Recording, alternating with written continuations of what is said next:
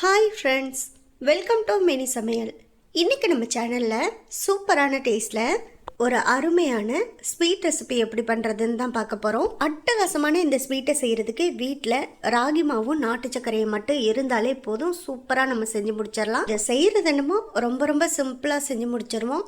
ஆனால் டேஸ்ட்டு அல்டிமேட்டாக இருக்கும். குழந்தைங்க வீட்டில் ஸ்வீட் கேட்டு அடம் பிடிச்சாங்கன்னா கண்டிப்பாக இதை ட்ரை பண்ணி பாருங்கள், விரும்பி சாப்பிடுவாங்க. எங்கள் வீட்டில் நாங்கள் இதை அடிக்கடி செஞ்சு சாப்பிடுவோம். பாத்திரம் நிறைய செஞ்சுருந்தாலுமே 10 நிமிஷத்தில் காலி ஆயிரும். பார்க்கும்போதே சாப்பிடணும்னு தோணுதா அப்படின்னா வீடியோவை முழுசாக ஸ்கிப் பண்ணாமல் பார்த்துட்டு வீட்டில் நீங்களும் ட்ரை பண்ணி பாருங்கள். ட்ரை பண்ணி பார்த்துட்டு எப்படி வந்துச்சுங்கிறத கமெண்ட் பாக்ஸில் சொல்லுங்கள். இப்போ இந்த ஸ்வீட்டை எப்படி பண்ணலான்னு வீடியோக்குள்ளே பார்க்கலாமா?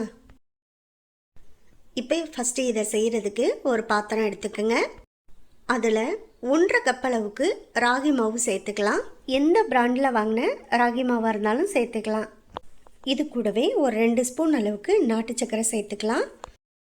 இது கூடவே கொஞ்சமாக ஒரு 2 பிஞ்ச் அளவுக்கு மட்டும் உப்பு சேர்த்துக்கலாம். கூடவே 2 ஸ்பூன் அளவுக்கு இது கூட நெய் சேர்த்துக்கலாம். இப்போ சேர்க்க வேண்டிய எல்லா பொருட்களுமே சேர்த்தாச்சு. இப்போ மாவோடு சேர்த்து நல்லா ஒரு முறை எல்லாத்தையும் சேர்த்து கலந்து விட்டுக்கலாம். அவ்வளோதான். இப்போ மாவை நல்லா சேர்த்து கலந்து விட்டாச்சு. இப்போ இது கூட கொஞ்சம் கொஞ்சமாக தண்ணி சேர்த்து மாவை நல்லா சாஃப்டாக ஒரு சப்பாத்தி மாவு கன்சிஸ்டன்சிக்கு பிசைஞ்சு எடுத்து வச்சுக்கணும். மாவு பிசையும்போது ஃபஸ்ட்டே ரொம்ப அதிகமாகலாம் தண்ணி சேர்த்துறாதீங்க. தேவைக்கேற்ப கொஞ்சம் கொஞ்சமாக தண்ணி சேர்த்து நம்ம மாவை கலந்து விட்டுக்கலாம்.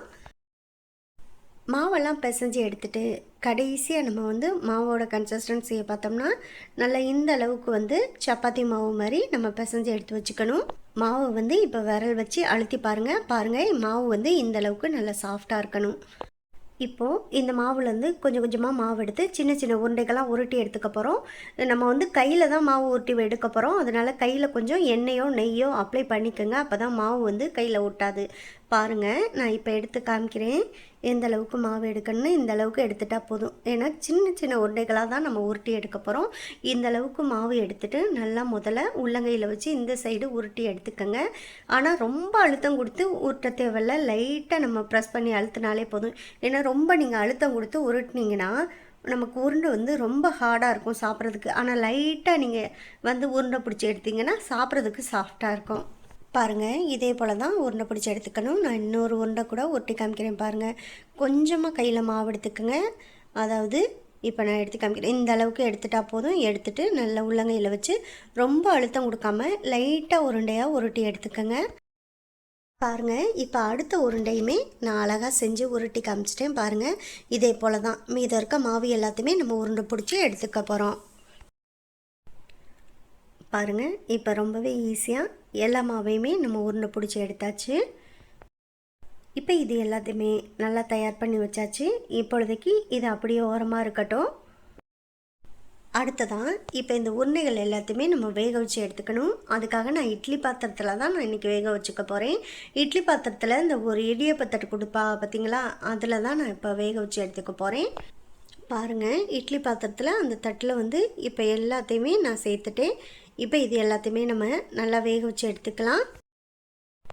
அடுத்ததாக இட்லி பாத்திரத்தில் கொஞ்சம் தண்ணி ஊற்றி வச்சுக்கோங்க. அது நல்லா கொதி வந்த உடனே இப்போ நம்ம ரெடி பண்ணி வச்சுருக்க இந்த உருண்டைகள் எல்லாத்தையுமே அப்படியே இட்லி பாத்திரத்தில் சேர்த்துட்டு ஒரு மூடி போட்டு மூடி வச்சு ஒரு 10 நிமிஷம் வெயிட் பண்ணலாம். அதுக்குள்ளே இது எல்லாமே நல்லா சாஃப்டாக வெந்து வந்துடும். அவ்வளோதான். இப்போ ஒரு 10 நிமிஷம் நல்லா வெந்துருச்சு. இப்போ இதை ஓப்பன் பண்ணி பார்க்கலாம். பாருங்கள், இப்போ இது நல்லா சாஃப்டாக நமக்கு வெந்து வந்திருக்கு. அவ்வளோதான். இப்பொழுதைக்கு இதை அப்படியே நம்ம வெளியில் எடுத்து வச்சுக்கலாம். அடுத்ததான் ஸ்டவ்வில் ஒரு பாத்திரம் எடுத்து வச்சுக்கோங்க. அதில் 1 கப் அளவுக்கு நாட்டு சர்க்கரை சேர்த்துக்கோங்க. கூடவே அதே கப்பால் 1 கப் அளவுக்கு தண்ணி சேர்த்துக்கோங்க. 1.5 கப் அளவுக்கு ராகி மாவு எடுத்ததுக்கு 1 கப் அளவுக்கு நாட்டு சர்க்கரை சரியாக இருக்கும். ஒருவேளை உங்களுக்கு கூட கொஞ்சம் இனிப்பு தேவைன்னு நினச்சிங்கன்னா 1.25 கப் அளவுக்கு கூட இனிப்பு சேர்த்துக்குங்க, சரியாக இருக்கும். இப்போ இந்த நாட்டு சர்க்கரை நல்லா முழுசாக கரைஞ்சி வரட்டும். அது வரைக்கும் நல்லா விடாமல் இந்த மாதிரி கலந்து விட்டுட்டே இருங்க. இந்த ஸ்வீட்டை பொறுத்த வரைக்கும் ஒயிட் சுகரை மட்டும் தவிர்த்துட்டு நாட்டு சர்க்கரைக்கு பதிலாக கருப்பட்டியோ அப்படி இல்லைன்னா கட்டி வெல்லமோ சேர்க்குறா இருந்தால் கூட நீங்கள் சேர்த்துக்கலாம். பாருங்கள், இப்போ நாட்டு சக்கரை நல்லா முழுசாக கரைஞ்சி இந்தளவுக்கு நல்லா கொதி வரும்போது இப்போ இதில் நம்ம உருட்டி வச்சுருக்க உருண்டை எல்லாத்தையுமே கொஞ்சம் கொஞ்சமாக சேர்த்துக்கலாம். இதே போல் நம்ம உருட்டி வச்சுருக்க மீதமுள்ள உருண்டைகளுமே நம்ம இப்போ சேர்த்துக்கலாம். பாருங்கள், எல்லாத்தையும் சேர்த்து நல்லா ஒரு முறை இந்த மாதிரி கலந்து விட்டுட்டு நல்லா ஒரு 5 நிமிஷம் இது கொதி வரட்டும். அது வரைக்கும் ஒரு மூடி போட்டு மூடி வச்சு ஒரு 5 நிமிஷம் வெயிட் பண்ணலாம். பாருங்கள், அடுத்த ஒரு 5 நிமிஷத்தில் நல்லா இந்த அளவுக்கு கொதி வந்து நம்ம சேர்த்துருக்க உருண்டைகள் எல்லாமே நல்லா சாஃப்டாக வெந்து வந்துட்டுருக்கோம். அவ்வளோதான். இப்போ நல்லா ஒரு முறை கலந்து விட்டு பாருங்கள். கலந்து விட்டுட்டு இப்போ இது கூட வாசனைக்காக கொஞ்சமாக ஒரு 1/4 ஸ்பூன் அளவுக்கு மட்டும் ஏலக்காய் பவுடர் சேர்த்து கலந்து விட்டுக்கலாம். பாருங்கள், இந்த அளவுக்கு நல்லா கலந்து விட்டுட்டு திரும்பவும் இந்த மாதிரி கொதி வரும்போது இது கூட நல்ல கெட்டியான தேங்காய் பால் 1 கப் அளவுக்கு சேர்த்துக்கங்க. சேர்த்துட்டு இப்போ நல்லா எல்லாத்தையும் சேர்த்து நல்லா ஒரு முறை இந்த மாதிரி கலந்து விட்டுக்கலாம். இப்போ இதில் நாட்டு சர்க்கரையோட தேங்காய் பால் சேர்த்த பிறகுமே பார்த்தீங்கன்னா ரொம்ப தண்ணியாக இருக்கும். இது நல்லா கெட்டியாகன்னா ஒரு 2 ஸ்பூன் அளவுக்கு அரிசி மாவு கூட கொஞ்சமாக தண்ணி சேர்த்து கலந்துட்டு இதோடு சேர்த்து நல்லா ஒரு முறை கலந்து விட்டுட்டிங்கன்னா இந்த தேங்காய் பால் வந்து ரொம்ப தண்ணியாக இருக்குது.